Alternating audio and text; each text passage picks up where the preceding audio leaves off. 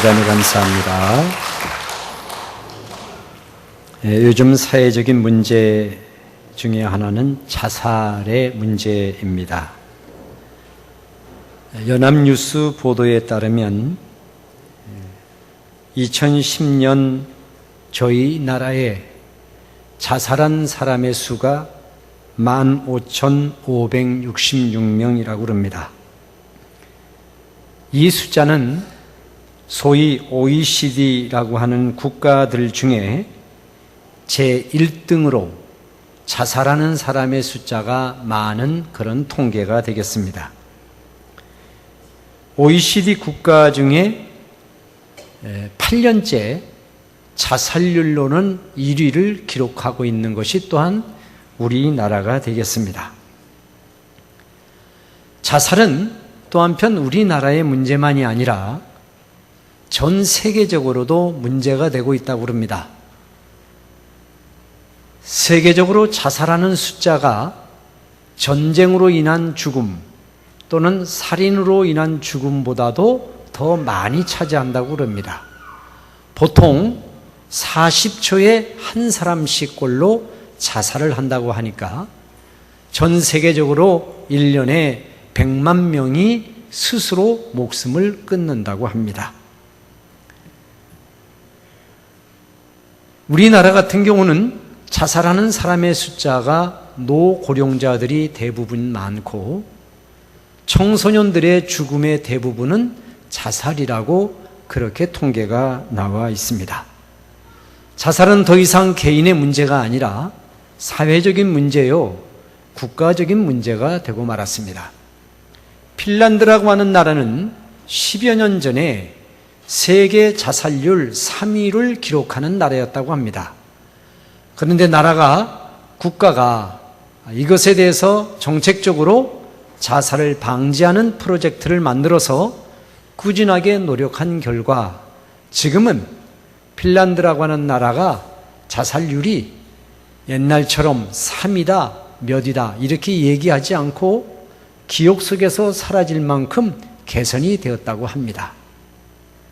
자살은 국가적인 손해일 뿐만 아니라 우리 신앙적으로 보면 자기 영혼에 대하여 자기 스스로가 끊어버리는 그런 죄에 해당하는 행위가 되겠습니다. 자살이 생기는 원인은 여러 가지가 많이 있을 겁니다. 자아 상실, 자기 인생의 목표의 부재, 자기 자신에 대한 평가절하, 그리고 능력 없는 노동력에 대한 자기 스스로의 절망감, 사회적으로 왕따를 당하는 일들 등등 부지기수로 많이 있게 되겠어요. 자살은 국가적인 손해뿐만 아니라 개인에게도 손해이고 특별히 우리 예수 믿는 사람들에게 있어서 자살의 문제는 하나님 앞에 죄라고 하는 그런 이야기를 우리가 하고 있기 때문에 이 자살의 문제는 우리 크리스찬들도 특별히 관심을 가지고 기도를 해야 될 부분이 아닌가 싶습니다.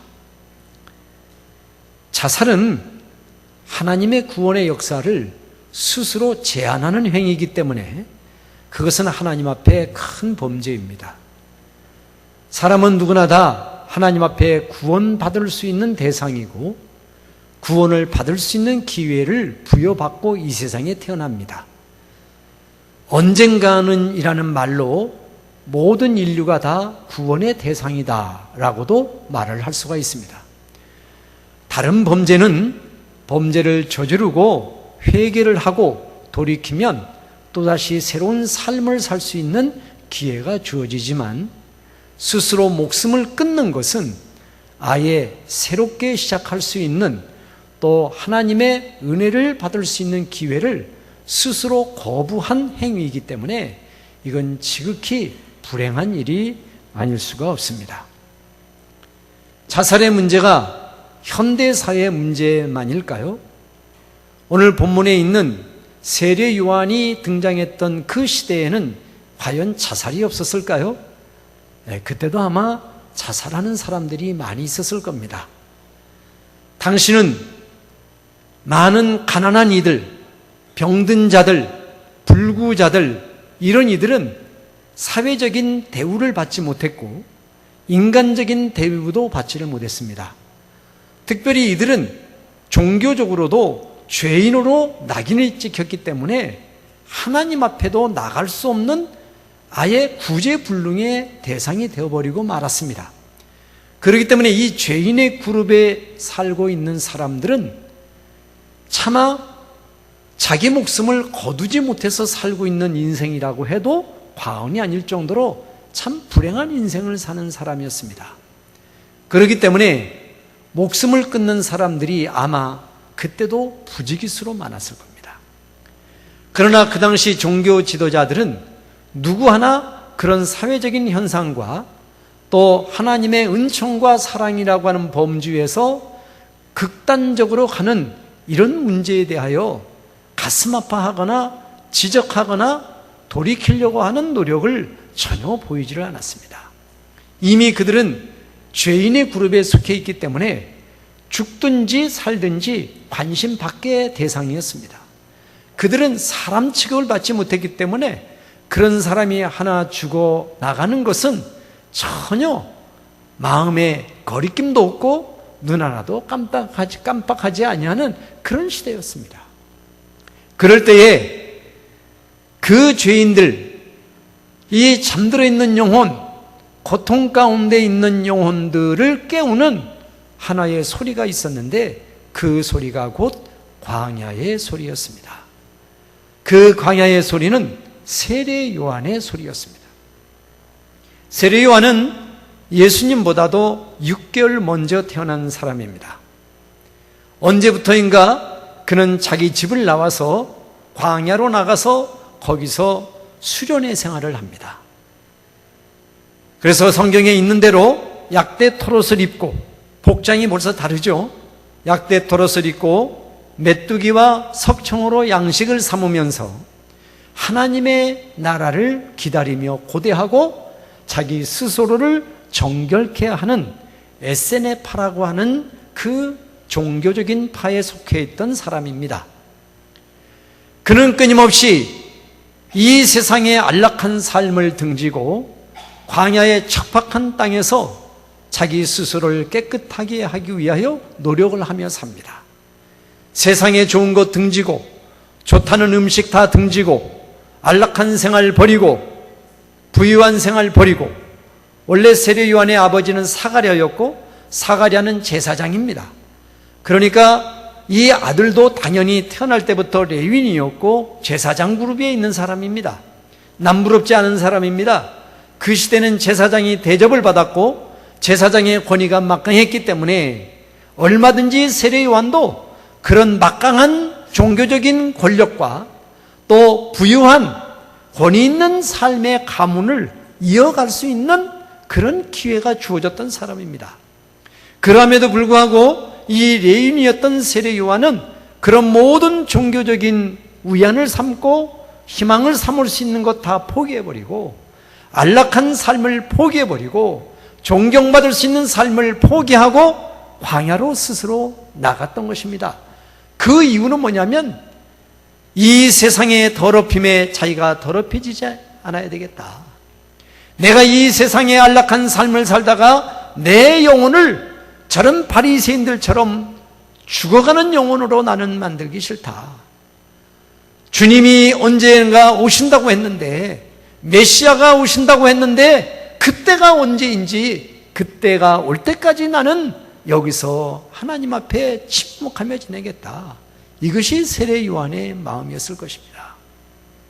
보통 사람 같으면 결단할 수 없는 일은, 특별히 좋은 가문의 분위기에 태어난 이 사람이 결코 포기할 수 없는 일을 그는 포기하고 광야에 들어가 하나님 앞에 무릎 꿇고 10여 년, 20여 년을 그가 살았던 것입니다. 예수님이 공생애를 시작할 무렵 그는 호련히 광야에서 다시 세상 속으로 나오게 됩니다. 세상 속에 나와서 제일 먼저 외쳤던 말은 회개하라 천국이 가까웠느니라 라는 말이었습니다. 이미 무뎌질 대로 무뎌졌던 영혼들이 있었던 그 시대, 병들로도 깊이 병들어 그 뿌리까지도 어디가 끝인지 알 수 없는 영혼이 병들어 있는 그 시대, 모두가 다 잠자는 자들처럼 하나님에 대해서 무감각한 시대, 고통과 방황 속에서 스스로 목숨을 끊어버리고 내 한 목숨 이렇게 기구하게 살니 차라리 죽어버리는 게 낫겠다고 했던 수많은 영혼들을 향하여 세례 요한은 광야의 소리로서 외치기 시작한 첫 마디가 회개해라, 천국이 가까웠느니라 라는 말씀이었습니다. 이미 도끼자루가 나무 뿌리에 놓였으니 회개하지 아니하는 나무마다 찍어서 불에 던질 것이다. 우리 주님께서 오시면은 알곡은 모아 창고에 들이고 쭉정이는 불에 태워버릴 것이니 그날이 오기 전에 너희들은 빨리 준비하라. 이것이 세례 요한이 전한 메시지였습니다. 이런 메시지를 그가 10년, 20년 전한 게 아닙니다. 그가 메시지를 정한 기간은 1년도 안 되는 정도의 기간이었습니다. 예수님이 공생애를 시작하시고 얼마 되지 않아서 세례 요한은 잡혀서 죽음을 당하게 됩니다. 여러분, 인간적으로 본다면 세례 요한의 인생이라고 하는 것은 인생이라고도 할 것도 없는 아주 짧은 인생이고, 또 무엇 하나 남긴 것 같지 않는 참 불행한 인생입니다. 인간적으로 보면. 생각을 해보십시오. 태어나서 이제 철들 무렵 집을 나가서 광야에서 10여 년, 20여 년 있다가 이제 다시 세상 속에 돌아와 말씀을 전하다가 잡혀가지고 죽임을 당한 그 짧은 생애가 뭐가 세상적으로 볼 것 있는 그런 인생이겠습니까? 그렇지만 세례 요한이 정했던 이 광야의 소리로 인하여 수많은 죽어있는 영혼들이 깨어나게 되었고, 또 잠들어 있던 영혼들이 깜짝 놀라서 하나님을 바라보게 되었고, 마음이 무뎌졌던 영혼들의 마음속에 화살같이 비수처럼 꽂혀지는 그 세례 요한이 전하는 말씀 한마디 한마디에 그들은 가슴을 찢고 하나님 앞에 통회하는 그런 놀라운 역사를 이뤄낸 소리가 바로 세례 요한의 소리였던 것입니다. 우리의 영혼이 하나님과 소통되지 않으면 우리는 무슨 짓을 할지 우리 스스로도 예측할 수가 없습니다. 여러분이 만약에 여러분 자신이 하나님과 소통이 안 되고 하나님과 여러분의 영혼이 막혀 있단다면 여러분은 어떤 인생으로 살지 여러분 예측이나 한번 해보십니까? 아직도 하나님을 알지 못하는 이 세상의 수많은 사람들이 막 살아가는 그런 모습을 우리가 뉴스를 통하여 접할 때마다 그것이 꼭 그 사람들의 문제가 아니고 우리 모든 인간들의 문제이고 그것이 곧 나의 문제인 것을 때로는 느끼게 되지 않습니까? 하나님과 소통이 되지 않으면 자살이 문제가 아니라 그의 영혼이 하나님 앞에 구원받을 수 있는 기회를 상실해버리는 것이기 때문에 얼마나 무시무시한지 모르는 것입니다. 사랑하는 성도 여러분, 그렇기 때문에 이 시대에도 광야의 소리는 필요하다는 것. 우리의 마음에 안위나 주고 위로나 주는 메시지가 아니라 정말 비수처럼 우리의 마음에 우리의 양심에 꽂혀서 내 영혼에 꽂혀서 내 영혼은 피가 흘려도 내가 그것을 통하여 아픔을 느끼고 그것 때문에 내가 피 흘림을 느낀다고 하는 그 자각증세가 생기는 이 광야의 소리는 이 시대에 더욱 필요한 소리가 되고 있습니다. 세례 요한의 인생이 짧디 짧고 별 볼 일 없이 아무런 열매도 없는 것 같았지만 그 한마디 한마디 그 말씀이 수많은 영혼을 살렸듯이 지금도 하나님은 교회를 통하여 그 메시지를 전하기를 원하시는 것입니다. 하나님이 이 세상에 교회를 왜 세우셨으며 우리를 왜 교회로 부르셨는가? 그것은 다른 게 아닙니다. 너희들 복받고 잘 살아라, 이것은 나중 얘기입니다. 우리 주님이 이 땅에 교회를 세우신 이유는 내 영혼이 구원받은 것처럼 너를 통하여 다른 영혼이 구원을 받게 하라, 이것이 주님의 말씀인 줄로 믿습니다. 믿으시기를 축원합니다. 여러분 지금까지 예수 믿으면서 여러분이 복음을 전하고 여러분들이 예수 믿자고 해서 예수 믿었던 영혼이 얼마나 있습니까? 얼마나 있습니까? 정말 여러분들이 수고를 다하고 내 물질을 다 드리고 내 시간을 들여서 내 몸을 들여서 예수 믿어야 돼, 너 예수 믿고 구원받아야 돼, 예수 바로 알아야 돼, 예수 잘 믿어야 돼, 이렇게 얘기하고 그의 심령이 여러분의 소리를 광야의 소리로 듣고 나 예수 믿어보겠다, 나 교회 다녀보겠다, 나 정신 차려보겠다, 나 달라져야 되겠다, 이렇게 생각하고 교회에 나오고 교회로 인도된 영혼들이 여러분 얼마나 가지고 있습니까? 저도 이 말씀을 준비하면서 제가 전도했던 사람이 있는가 생각을 해봤어요. 목사로서 설교를 해서 설교를 듣고 좀 감동을 받고 참 나도 예수 믿어야 되겠다, 잘 믿어야 되겠다, 이런 생각을 했던 교인들 또는 사람들은 있겠지만 내가 스스로 입으로 너 예수 믿어야 돼 전도를 하고 손을 꼭 잡으면서 그렇게 했던 기억이 안 나더라고. 기억이 없어요. 대중적인 설교를 통해서나 집단적인 설교의 모임을 통해서나 이런 경우에 정말 어떤 목사님이 이런 말씀을 하시니까 참 중요한 말씀, 좋은 말씀, 은혜로운 말씀, 좋은 말씀 들었습니다. 그렇게 얘기는 많이 듣고 그것 때문에 변화도 있었겠죠. 그러나 내 개인이 광야의 소리와 같은 소리가 전해져서 이 세례 요한의 심정처럼 하나님의 심정을 품고 당신 예수 믿어야 돼, 하나님이 나를 준비해야 돼, 당신이 그날이 오면 어떻게 될지 몰라, 정신 차려야 돼, 이렇게 그런 심정으로 한 개인에게 했던 기억이 안 나더란 말이죠. 교회가 여러 가지 기능이 있습니다. 교육의 기능도 있습니다. 전도의 기능도 있습니다. 또는 치유의 기능도 있습니다. 친교의 기능도 있습니다. 그러나 그 모든 것들은 선교를 하거나 아니면 교육을 하거나 아니면 친교를 하거나 아니면 병을 고치거나 이렇게 하는 모든 것에 제일 첫 번째 어디로 모아져야 되느냐? 영혼이 구원받아야 된다는 것에 모아지는 것입니다.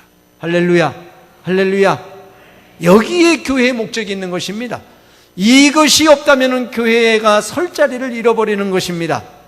예수를 믿어도 바로 믿지 못하고 예수를 믿어도 아직 예수가 누구인지 모르는 그이들에게 참된 진리가 무엇이며 예수가 도대체 누구이신가를 가르치고 그것을 광야의 소리로 전하는 그런 것이 교회에 살아있어야 된다는 얘기입니다.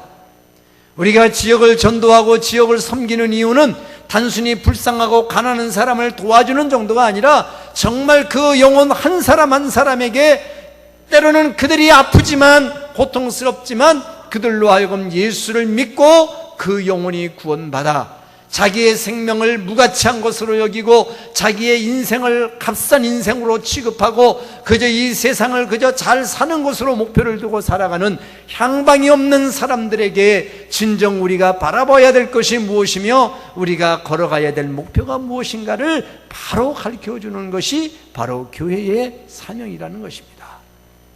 광야의 소리였던 세례 요한은 짧게 살다가 갔지만 그의 소리는 큰 울림이 되어서 수많은 영혼들을 깨워주었습니다.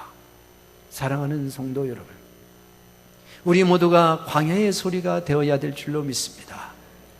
광야의 소리가 되시기를 축원합니다. 여러분이 살아가는 삶의 현장에서 여러분의 이웃들에게, 여러분들의 친지들에게, 여러분들의 가장 가깝게 여기는 가족에게 예수 믿자고, 우리 한번 기도하자고, 예수 믿어야 우리가 구원받는다고, 예수 믿어야 저 내세가 준비된다고, 예수 믿지 않으면 우리는 끝장이라고, 그렇게 현실적으로 실감 있게 느껴지도록 그렇게 증거하고 전하는 광야의 소리가 되셔서 이 교회를 향한 하나님의 뜻을 이루고 이 교회를 통하여 수많은 영혼이 구원함을 얻는 역사를 이뤄내는 그런 귀한 광야의 소리로서의 사명을 감당하시는 여러분과 우리 교회가 되시기를 주의 이름으로 축원을 드립니다. 우리 통성으로 하나님 앞에 기도하겠습니다. 오늘 주신 말씀을 생각하면서 주여 내 스스로가 광야의 소리를 듣게 하시고 또 광야의 소리를 전하는 자가 되게 하옵소서. 우리 다 같이 기도하겠습니다. 은혜로우신 아버지 하나님, 주의 은혜와 사랑을 감사합니다. 우리 영혼이 들어야 할 광야의 소리 듣게 하옵소서. 내 마음에 큰 울림으로 다가오는 소리에 귀를 기울이게 하시고 안락한 신앙생활, 평안한 신앙생활 만족하지 않게 하여 주시고 끊임없이 그 광야의 소리 앞에 머리를 조아리며 그 광야의 소리 앞에 무릎을 꿇리며 하나님의 소리에 가슴을 찢고 통회하며 자백하며 어찌 알고 하나님 앞에 탄원을 드리는 저희들이 되기를 원합니다. 예수님 바로 알기를 원합니다. 예수님을 진리로 알기를 원합니다. 예수님을 구원자로 알기를 원합니다. 예수님을 나의 그리스도로 알기를 원합니다. 주여 오시옵소서. 우리 안에 오시옵소서. 그 주님을 전하는 자로 살게 하시고 광야의 소리로 외치는 자가 되게 하시고 그 누가 알아주지 않아도 그 누가 듣지 않는다 하더라도 우리의 소리는 계속 퍼져나가도록 울려나가도록 역사하여 주시기를 원합니다. 이 교회를 세우신 아버지 하나님, 이 교회에 그 소리가 넘쳐나게 하시고 이 교회 소리가 울림이 되게 하셔서 천둥 번개처럼 뇌성이 되어서 죽어가는 영혼들, 잠들어 있는 영혼들, 무뎌진 영혼들을 흔들어 깨우는 귀한 역사를 이뤄내는 교회가 되도록 주께서 성령으로 주장하여 주시옵소서. 예수님의 이름으로 기도하옵나이다. 아멘.